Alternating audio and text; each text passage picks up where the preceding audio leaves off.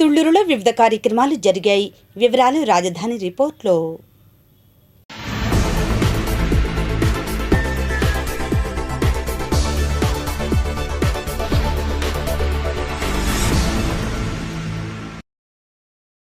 రాజధాని అమరావతి నగర నిర్మాణ నిమిత్తం భూసేకరణ కార్యకలాపాలపై తుళ్లూరు గ్రామంలోని జిల్లా పరిషత్ హైస్కూల్ ఆవరణలో ఏపీ సిఆర్డీఏ ఆధ్వర్యంలో గ్రామ సభలు నిర్వహించారు.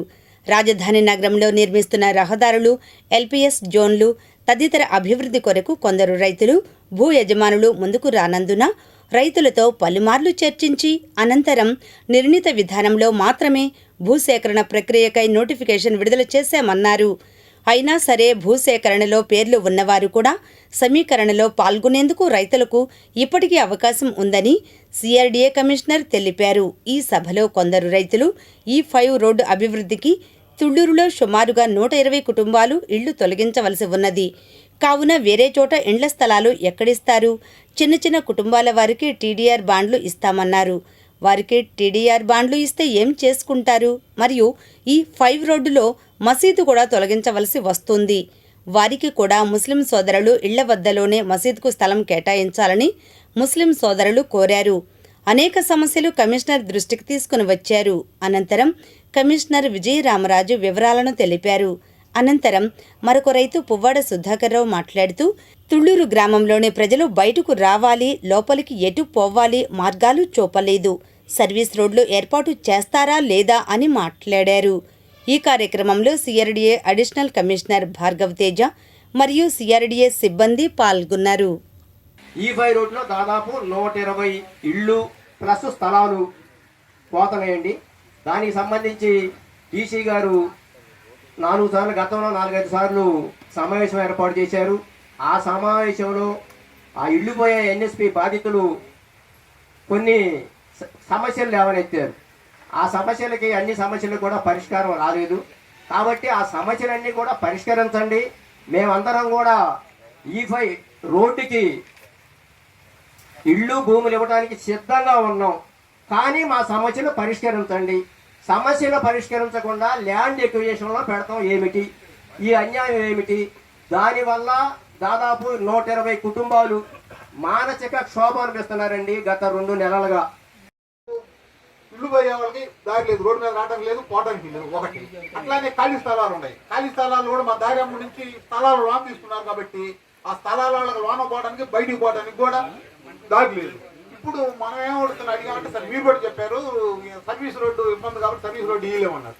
ఇప్పుడు మన ప్లానింగ్ డైరెక్టర్ గారు కూడా ఇక్కడే ఉన్నారు కాబట్టి అసలు దీన్ని మాకు ఎట్లా మార్గం ఏర్పరుస్తారు? ఒకటి ఎప్పుడులోకి ఏర్పరుస్తారు? 2 మీరంతా సార్ ఇందాక మాట్లాడినప్పుడు విడిగా టైం పట్టిద్దని ఇది ఆ పనిలోనే ఉండమన్నారు. మేమేమంటామంటే మీరంతా క్లారిటీ చేసి మార్గాలు మాకు చూపించి అప్పుడే తీసేసుకుందాం వెళ్ళిపోద్ది.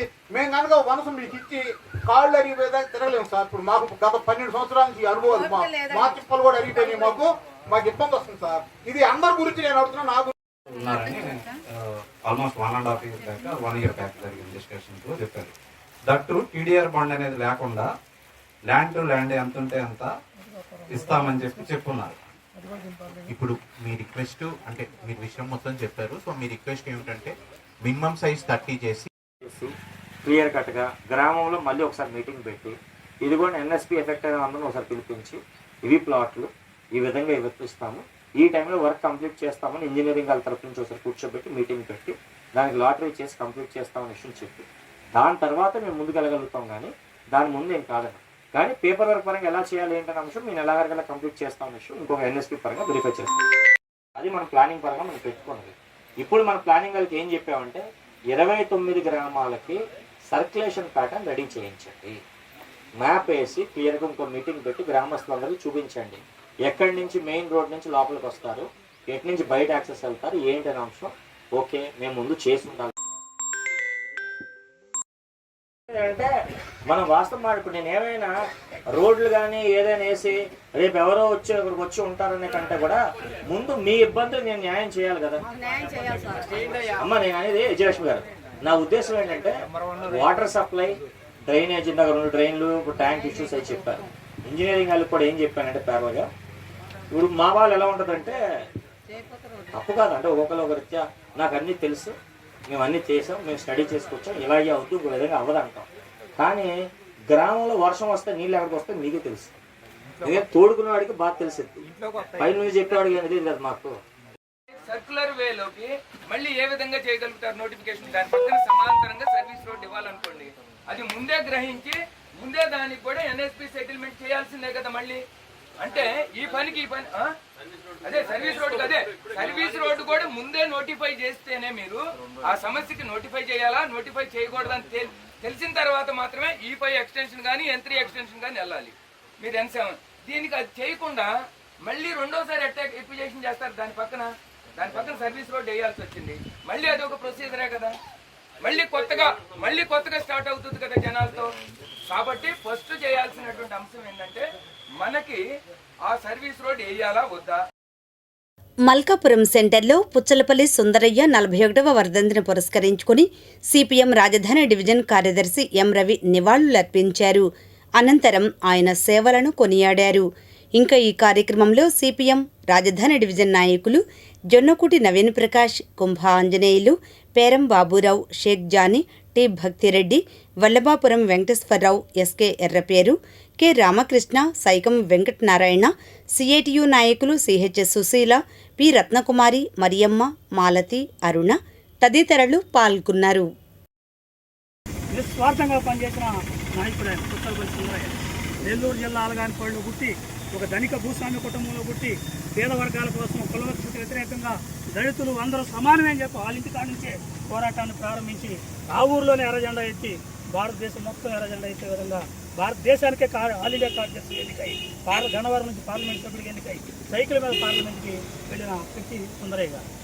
పెళ్లి చేసుకొని పిల్లలు పుడితే స్వార్థం పెరిగితే అని చెప్పి భార్య పెళ్లి చేసుకున్నామని చెప్పినామంటే ముందుగానే ఆపరేషన్ చేసుకున్నాం. పిల్లలు లేకుండా ఈ దేశంలో బాధించబడే వాళ్ళంతా మన పిల్లలే, వాళ్ళందరి కోసం మనం పనిచేద్దామని ఆపరేషన్ చేయించుకోవడానికి ఒప్పించి భార్యని పెళ్లి చేసుకుని ఆ విధంగా భార్యాభర్తలు బిడ్డలు లేకుండా మొత్తం దేశంలో ఎవరైతే కష్టాల్లో ఉన్నారో వాళ్ళందరికీ మేమే తల్లిదండ్రులు వాళ్ళకి అండగా ఉంటామని చెప్పి పోరాడిన వ్యక్తి ఆయన. అయినా నిస్వార్థ ప్రజాసేవకుడే కాకుండా భారతదేశం స్వతంత్ర పోరాటంలో ఈ దేశం బ్రిటిష్ వాడు ఉండటానికి లేదు, చిన్న చదువుకునే వయసులో మా దేశం మేమే పరిపాలించుకుంటాం, తెల్లోడు ఇక్కడి నుంచి వెళ్ళిపోవాలని చెప్పి ఆ రోజు స్వతంత్ర పోరాటంలో పాల్గొన్నాడు. అంతటితో ఆగల భుజం మీద తుపాకీ పెట్టి తెలంగాణలో భూమి కోసం, ముక్తి కోసం, వెట్టి చాకరీ ముక్తి కోసం, పాలేరులు ముక్తి చేయడం కోసం అక్కడ తుపాకీ తీసుకొని జమీందారుల మీద, భూస్వాముల మీద, ప్రజాకారుల మీద తిరగబడి పోరాడి వందల మంది ప్రాణాలు కోల్పోయినా ఆధారపడకుండా వెనుదిరగకుండా 10 లక్షల ఎకరాల భూముల్ని తెలంగాణలో పేదలకు పంచాడు. అందుకు మనం ఆయన గుర్తుపెట్టుకోవాలి. మహానాయకుడు 10 లక్షలు, 1 ఎకరం కాదు, 2 ఎకరాలు కాదు, పేదలు ఎవరైతే ఉన్నారో వాళ్ళందరూ గుర్తుపించుకొని 10 లక్షల ఎకరాల భూములు ధనవంతులు కోడిసెల దగ్గర లాక్కొని తుపాకీ తీసుకొని యుద్ధం చేసి అడవుల్లో ఉండి మొత్తం ఆ భూములన్నీ స్వాధీనం చేసుకొని మొత్తం 10 లక్షల ఎకరాలు పేదలకు భూ పంపిణీ చేసి అక్కడ వెట్టి చాకరీ ముక్తి చేసి అక్కడ ఉన్న రజాకారులు, పెత్తందారులను గ్రామాల నుంచి తరివి కొట్టి హైదరాబాద్ నిజాం నవాబు వ్యతిరేకంగా పెద్ద ఎత్తున పోరాటం చేసిన ఆయన మహానుభావుడు. అనేక సార్లు ఆయన చంపడానికి ప్రయత్నం చేశాడు. ఒకరోజు ట్రైన్లో వెళ్తూ ఉంటే ట్రైన్లో కాల్చడానికి ప్రయత్నం చేశాడు. ఒక కాలువలు దూకేశాడు. రహస్య పత్రాలన్నీ భద్రం చేసుకొని అవి తడిసిపోకుండా ప్లాస్టిక్ కవర్లో పెట్టుకొని లోపల పెట్టుకొని దూకేశాడు. ఆయనకు వైద్య విద్య రాకపోయినా ఆనాడు డాక్టర్లు చక్కగా లేకపోతే గర్భిణీలకి ఆయనే